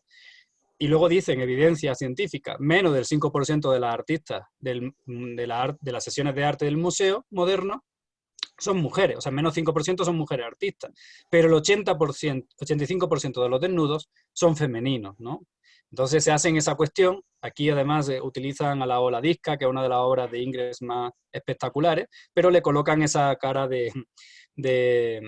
como de gorila, ¿no? Que lógicamente rompe la idea tradicional de belleza, pero desde luego el mensaje es súper potente, ¿no? Ya se está planteando qué es lo que está pasando, no solo lógicamente en el Metropolitan, sino en todos los museos del mundo, para que las mujeres no tuvieran cabida como artistas, ¿no? Sabemos, y por ejemplo el Guggenheim Museum es una evidencia de eso, que a partir de esos años, precisamente, es decir, cuando hubo realmente una reivindicación directa y se puso el dedo, en este caso en la llaga de los neoyorquinos, ahí empezaron a hacer exposiciones y en la exposición, por ejemplo, permanente del Guggenheim se mezclan hombres y mujeres, pero hasta ese momento, hasta principios de los años 90, las mujeres prácticamente no aparecían, ¿no? Y exactamente igual pues, podemos considerar en el resto de museos de arte moderno, ¿no? Esta otra campaña súper interesante, y voy un poco más rápido a ver para dejaros la palabra al final, porque directamente ya utilizan el cartel, fotomontaje y anuncio que prácticamente es publicitario. Este es de Barbara Kruger y lo que está llamando es a una manifestación, una marcha en Washington, que busca tres cosas, como veis aquí. El aborto legal, el control de nacimiento y los derechos de las mujeres, ¿no? Y además ahora dice que tu cuerpo es un campo de batalla, ¿no? El cuerpo de la mujer es un campo de batalla donde se está librando todos esos derechos. Como veis también del año 89, que fue, como digo, muy movido a nivel de reivindicación de derechos, ¿no? Y además este cartel se utilizó en otras manifestaciones posteriores porque, lógicamente, tenía una fuerza importantísima. No sé si alguien ha comentado algo. No. Ah, ya. Ok, voy a ir súper rápido, ¿vale? A ver si me da tiempo a terminar. Os voy a poner unos ejemplos latinoamericanos muy, muy escuetos ya para finalizar. Ana Mendieta, una artista de origen cubano, con una trayectoria vital importantísima a nivel de performance y de obra gráfica. Como veis, ella básicamente está reivindicando el asesinato de mujeres que, lógicamente, no entraban en las estadísticas oficiales. En el caso de España no recuerdo exactamente el año en el cual se empieza a contabilizar los asesinatos por violencia machista, pero es muy reciente, ¿no? Y aquí estaba en los años 70 y 80. Morían las mujeres, pero las mujeres desaparecían, ¿no? Y dejan un rastro. Puede ser un rastro de flores, puede ser un rastro de sangre. Y desde luego me parece una manera muy gráfica de mostrar el feminicidio y ese asesinato que lógicamente, aunque hoy sí tenemos más pruebas y más recursos para registrar, pues lógicamente en este pasado no estaba registrado. Es muy interesante también el arte de las mujeres zapatistas en general. No puedo profundizar en el movimiento zapatista, pero es un movimiento donde las mujeres tuvieron y han tenido una repercusión importantísima hasta la actualidad. Las mujeres con un arte quizá que podríamos considerar medio naif, pero ellas son o tienen una capacidad inmensa de transmitir mensajes, ¿no? De hecho, esta cartelería podría perfectamente ser actual, ¿no? A pesar de ser de los años 90, reivindican la dignidad, reivindican la tierra, reivindican la libertad, esos ideales zapatistas que lógicamente siguen siendo hoy en día pues una reivindicación profunda, ¿no? En San Cristóbal de las Casas y en todo el terreno, sobre todo de Chiapas, donde siguen teniendo una gran importancia. Aquí tenemos una lideresa mujer, que es la comandante Ramona. Marcos, que era mestizo, se consideraba a sí mismo subcomandante precisamente para no estar por encima de nadie, ¿no? Ramona era comandanta y bueno, es un ejemplo también de reivindicación en todos los sentidos de los derechos de las mujeres, ¿no? Y dice, nunca más un México sin nosotras, sin nosotros, luchemos juntos, sigamos adelante, ¿no? En realidad es un reflejo también de esas mujeres que además van a estar al frente también de ese movimiento en México. Existe un paralelismo con los kurdos en este caso. La figura de las mujeres y también la representación artística, digamos, los carteles para motivar, para movilizar al pueblo y demás. En el pueblo kurdo también es muy importante el papel de la mujer. Es interesante, ¿no? Porque ahí sí hay una visibilización del arte de mujeres, porque si nosotros vamos, por ejemplo, a esas ciudades no vamos a ver mucho movimiento cultural, pero este tipo de elementos que además son educativos sí van a tener una trascendencia importantísima hasta nuestro día. Supongo que en el pueblo kurdo pasará algo similar. Y bueno, termino ya con dos muestras más. Iris Pérez Romero es una artista dominicana actual, que me parece súper interesante. Cuando estuve en la República Dominicana pude ver esa exposición casi antológica que se llamó Anatomía del Ser. En ella explora muchos elementos de la mujer. Ella, como dominicana, lógicamente está muy cercana a las situaciones que hay en América Latina, pero específicamente en la República Dominicana. O sea, no tengo ahora los datos específicos, los investigué para este artículo, pero bueno, hay una inmensa cantidad de mujeres violadas, de mujeres que lógicamente son obligadas a prostituirse, etc. Y ella hizo esta obra, que es muy interesante, se llama La niña y los cocuyos. Los cocuyos son como las luciérnagas. O sea, lo que veis en el fondo son luciérnagas en la noche. Lógicamente una mujer lógicamente negras, y digo lógicamente porque son las más prostituidas en la República Dominicana, joven, ¿no? que está siendo prostituida, ¿no? Entonces, ella hace esas reivindicaciones, no son tan directas, siempre plantea la problemática y plantea también la idea de sanación, la idea de, lógicamente, luchar contra esas injusticias, ¿no? Es bastante interesante en ese sentido. Y, bueno, una exposición entera dedicada a temas de desigualdad, a temas de violencia contra la mujer, a temas de violencia, por ejemplo, contra los migrantes, me parecía súper, súper trascendente, ¿no? Esta obra de aquí, de hecho, son migrantes que están huyendo, probablemente a Estados Unidos, porque lógicamente es su contexto más cercano, pero podrían ser migrantes del Mediterráneo también, ¿no? Están en una barca, están a la deriva, les cubre la noche y la incertidumbre, ¿no? Lógicamente, por parte de esa huida desesperada, ¿no? Que casi siempre, muchas veces tiene finales terribles, ¿no? Y también, como digo, la idea de esperanza. Si os fijáis arriba, son unas cerámicas, son mariquitas que avanzan hacia un corazón, ¿no? Es decir, ella siempre plantea la problemática por un lado y por otro la relación de mejora, ¿no? Ese montaje en realidad lo hice yo, no estaban relacionadas. Esta obra estaba en un lugar, y la sala de los migrantes, y la otra en un espacio diferente, pero bueno, hicimos esa composición porque me parecía súper fuerte, ¿no? De mezclar esas dos cuestiones, ¿no? Que siempre en ella están presentes. Y bueno, finalmente os lanzo esto, que simplemente es para que tengáis constancia de una cosa súper actual. Esto se hizo en el noviembre pasado, aquí en Quito, dentro de una jornada sobre violencia de género. Hicimos una exposición artística y estos son algunos de esos ejemplos que se mostraron, ¿no? Básicamente, partía de la idea de que el 60.6% en el antiguo censo del Instituto Nacional de Estadística de aquí de Ecuador, el 60.6% son mujeres que han sido violentadas en Ecuador hasta el año 2011. Yo me quejaba en aquella exposición de que todavía no habían actualizado un dato tan antiguo, porque estábamos en 2019. Lo actualizaron en 2019 y ahora sobre el 64.9, es decir, ha subido, ¿no? En los últimos años, dentro de la estadística, que puede ser más o menos fiable, se demuestra que una amplia mayoría de mujeres ha tenido, en el Ecuador actual, han tenido algún tipo de violencia a lo largo de su vida, ¿no? Bueno, y lo dejo aquí, ¿vale? Si queréis comentar algo, aportar algo, pues podemos hacerlo ahora, y si no, pues en cualquier otro momento lo podemos también hablar. Sí, ahora Yo ya te quería preguntar, sí, ya. que hablásemos todo un poquito, ya que Antonio está dedicándonos el tiempo, que hagamos una reflexión, que aprovechemos para preguntar, para compartir entre todos, y os pediría eso, que fueseis participantes activos y activas. No, y súper interesante todo lo que me habéis dicho, porque de esa manera también es como luego se va descubriendo cosas nuevas, ¿no? Y se va profundizando más algunos elementos. Porque siempre cuando uno mira lo mismo, a veces no ve las cosas diferentes, ¿no? Yo quería preguntarte una cosa en cuanto a lo de la bruja, ¿no? Sí. Cuando hablamos de la escoba, ¿no? La postura que tiene la bruja, ¿no? En cuanto a la escoba entre las piernas, ¿tiene algún significado también?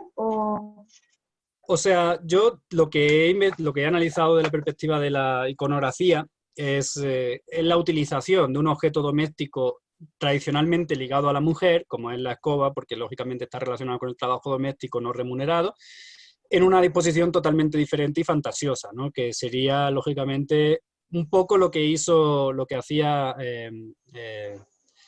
¿cómo se llama esta mujer? Ahora se me ha ido de la cabeza. Como hacía Martha Rosler, ¿de acuerdo? De coger, por ejemplo, esos elementos de la cocina y bueno, destruirlos, porque le están dando un uso totalmente diferente, ¿no? El cazo, en vez de usarlo para servir el alimento a sus retoños, pues lo está usando para lanzar por la ventana, digamos, la sopa, ¿no? O el cuchillo, en vez de utilizarlo para cortar la verdura, lo está utilizando para acuchillar, ¿no? Entonces, en ese sentido, yo creo que es la utilización de un objeto cotidiano, y de hecho eso se va a utilizar mucho también en la historia del arte, es decir, utilizar elementos que no necesariamente tendrían que ser amenazantes como amenazantes. Eso lo usaron, por ejemplo, mucho los surrealistas. Para los surrealistas, por ejemplo, era amenazante el cuerpo de la mujer en su conjunto. Si os fijáis, muchos surrealistas disesionaban los cuerpos de mujeres. Aparecen pechos, aparecen piernas, aparecen partes, pero no son capaces de asumir la corporidad en su conjunto, ¿no? Y un poco es lo que están haciendo aquí, descontextualizar un objeto cotidiano, dándole un nuevo uso, que además es mágico, que además, lógicamente, es amenazante, porque pueden volar, ¿no? Y pueden amenazar a todo un sistema y por tanto yo siempre lo he visto enlazado con esa idea, ¿no? Más que, no sé si tú te referías a algo de que está entre las piernas y por tanto está relacionado con la sexualidad o algo así, que también podría a lo mejor... Claro, sí. Es que lo primero que lo relacionaba así con eso, con el erotismo y tal, ¿no? A que, Puede bueno, ser. O comunicación. sea, son mujeres que están contestando de manera radical al hombre y de manera radical al patriarcado y al sistema que se intentaba imponer y por tanto son mujeres muy amenazantes, a pesar de que simplemente vivan y hagan su vida de manera independiente, ¿no? Eso ya era suficientemente amenazante. En cualquier caso, también creo que marca un poco los límites de la identidad. Hablamos de las mujeres que eran vistas como mujeres que se estaban saliendo del cliché social, del rol que le tocaba, y que estaban utilizando un elemento que se entendía como femenino, como era la escoba, de manera contestataria, porque la utilizaban, la hacían como un arma propia para mostrar su contestación ante el rol que le imponían, pero a la vez también le seguía marcando la identidad. En la escoba sí que, aunque fuese una mujer más libre, una mujer distinta a la que debían ser, sí que sigue teniendo la escoba asociada a la mujer. También sigue siendo formando parte, aunque se utilice como un elemento contestatario, sigue utilizándose como un elemento de identidad también. Algo sí. Que no creamos una mujer contestataria con un elemento que no se asocia a la mujer, sino también con algo que se supone que es consustancial a la idea de mujer ideal o de mujer que cumple con los roles que se le fijaban. Y añadir, aprovechando tu intervención, Javi, que es muy oportuna, también la otra gran amenaza de las brujas, entre comillas brujas, ¿no? Era el conocimiento de plantas medicinales, las pócimas, ¿no? El caldero. Al final eran también objetos cotidianos del uso de la mujer, como por ejemplo el caldero para hacer la sopa o para hacer la comida, que se convertía también en una amenaza, porque, bueno, aunque obviamente lo que hacían eran plantas medicinales, ¿no? Y utilizaban, digamos, ese conocimiento ancestral para, lógicamente, sobrevivir, básicamente. La idea del envenenamiento, la idea de la posibilidad de una amenaza, pues también estaba evidente ahí, ¿no? Relacionada con un objeto, como digo, cotidiano de la mujer, pero amenazante para un sistema, amenazante para los hombres, ¿no? Entonces es interesante también esa resignificación, en este caso, del caldero como algo potencialmente peligroso, ¿no? Frente al caldero tradicional pues de la comida diaria, ¿no?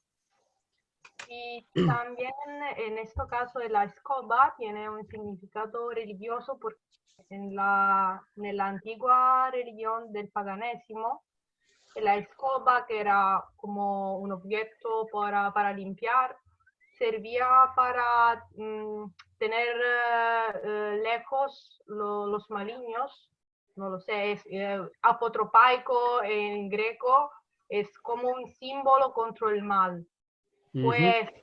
Pues por eso las mujeres antiguas, paganas, sucesivamente venían indicadas como brujas porque todavía practicaban el paganismo en una época que ya era cristiana.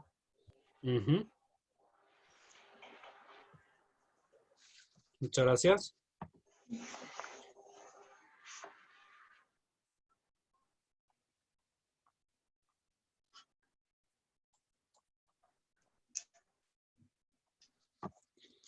¿Alguna otra cosa que queráis comentar? Bueno, yo simplemente reflexionar un poco y decir que ahora mismo me siento, emocionalmente me siento mal porque soy mujer y con el último dato que ha aportado del 94% de mujeres... 64. El 64% de mujeres que han sufrido la violencia machista en Ecuador.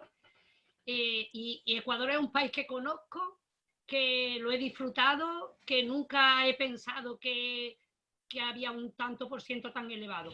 Entonces, cuando luego reflexiono y pienso en la India o pienso en África o pienso en otros países, digo, ¿a qué número puede llegar ese tanto por ciento? Esa es mi reflexión.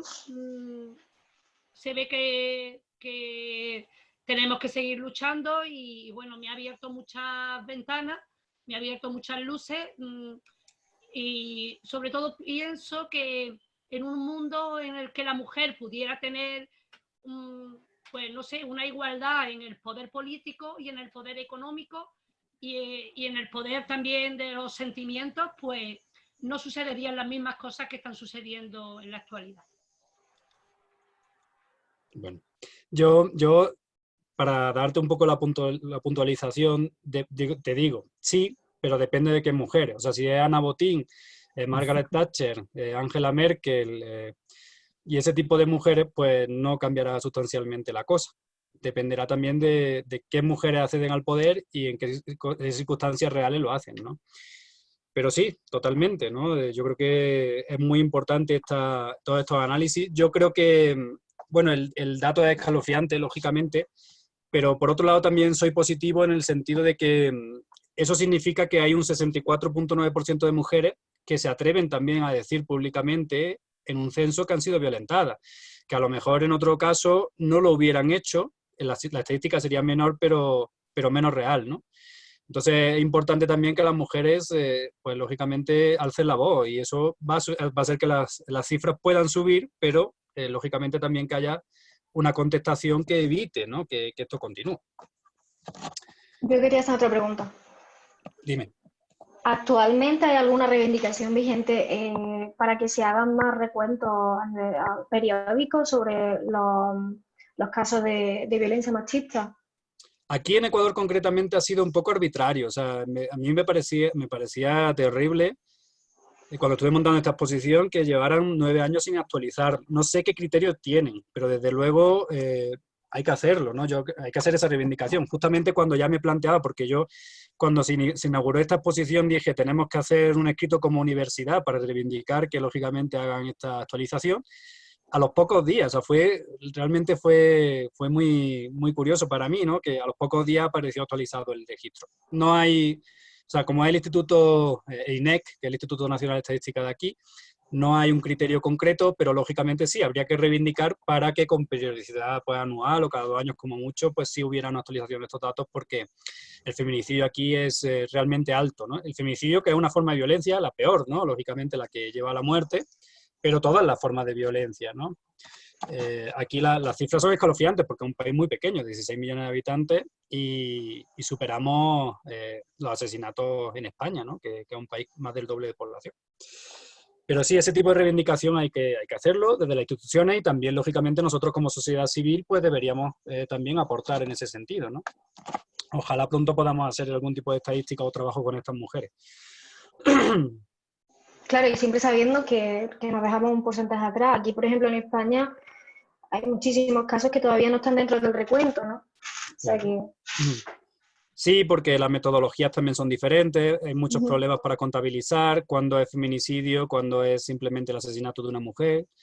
Si se da en el ámbito doméstico, a veces si es dentro de la casa sí, si es en la calle no. En fin, hay algunas cuestiones que lógicamente hay que actualizar. Pero bueno, más allá de la cifra en sí, yo creo que la cuestión es la reivindicación social general que lleve a que gane el partido que gane, pues lógicamente haya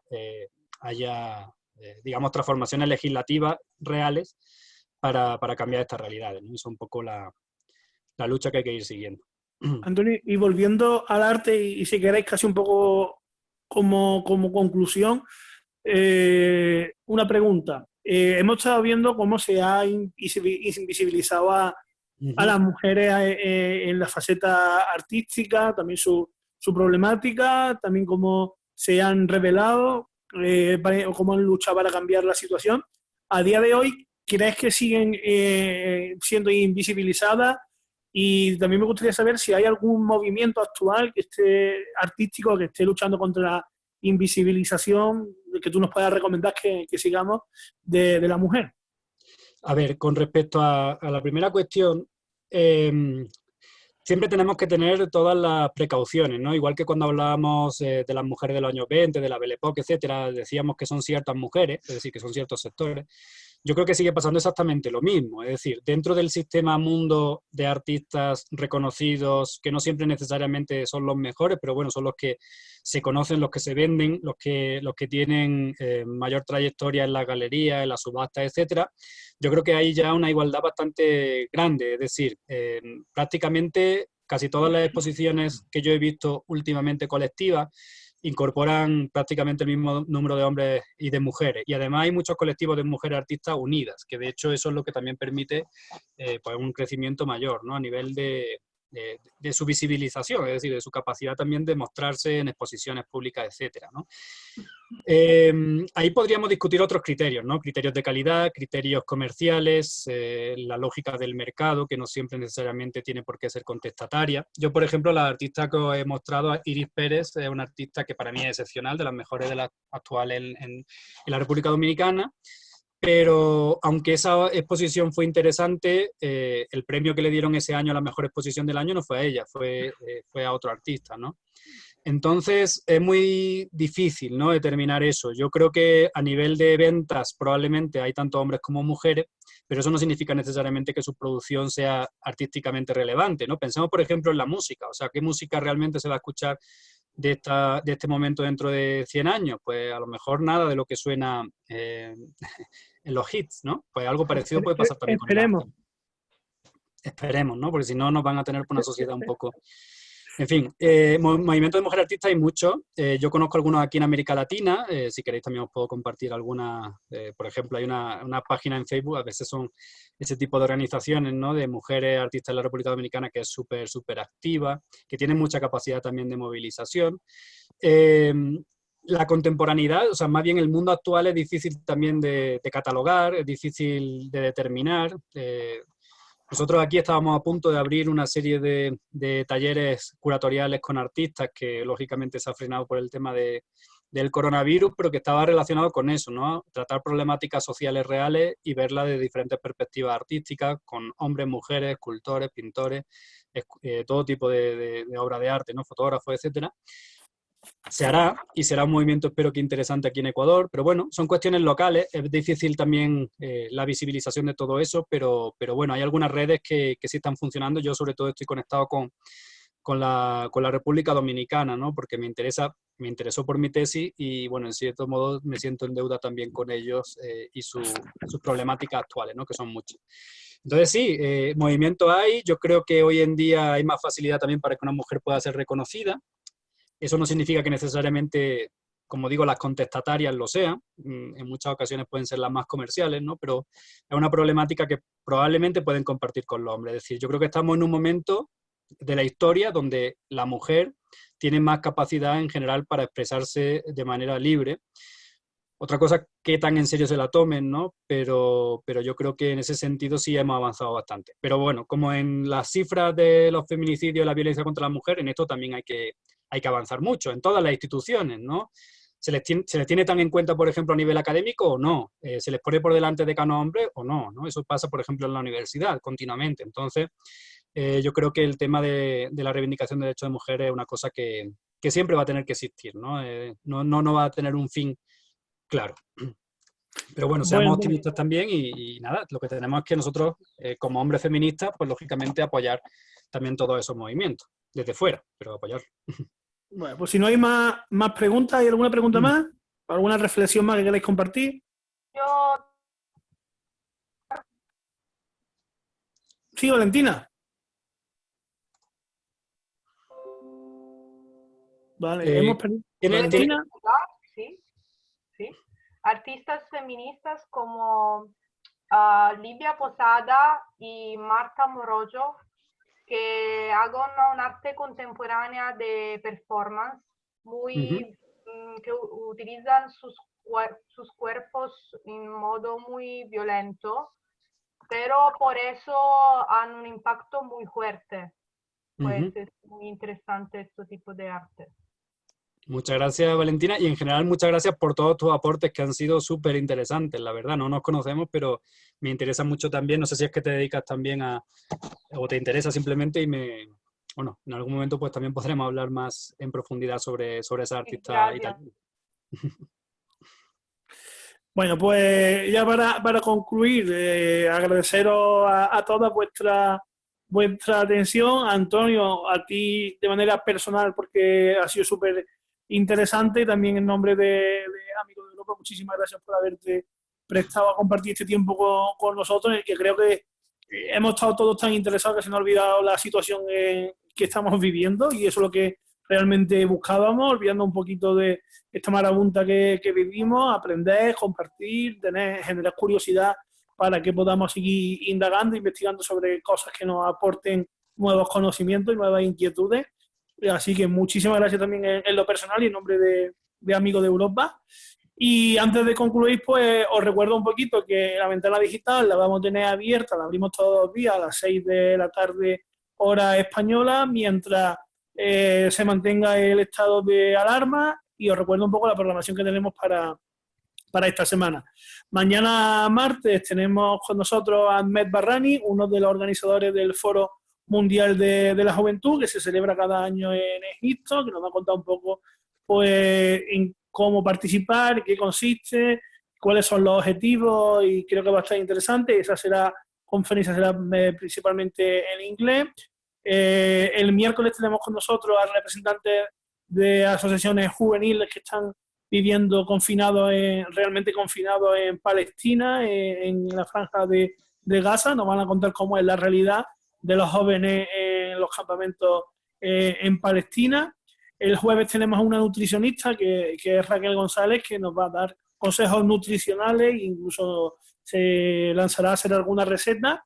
El viernes retomamos un poquito la temática social y tuvimos a 3 chicas que pertenecen a Amigos de Europa, que tuvieron la oportunidad de participar en el foro joven que se desarrolló a principios del mes de marzo en los campamentos saharaui en Argelia, y nos van a contar su experiencia.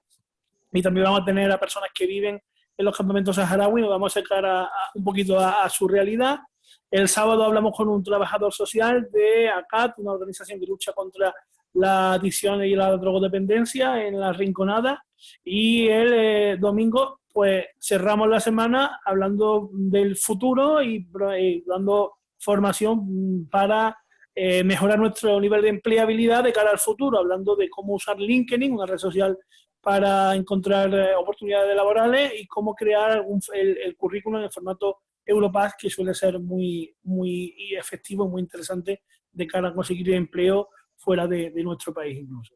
Así que nada, muchísimas gracias a todos y a todas desde luego una vez más, y seguimos viendo la ventana pues mañana a las 6. Un abrazo a todo el mundo. Muchas gracias. Muchas gracias, Javier, por la oportunidad también del espacio. Hasta luego. Adiós. Gracias.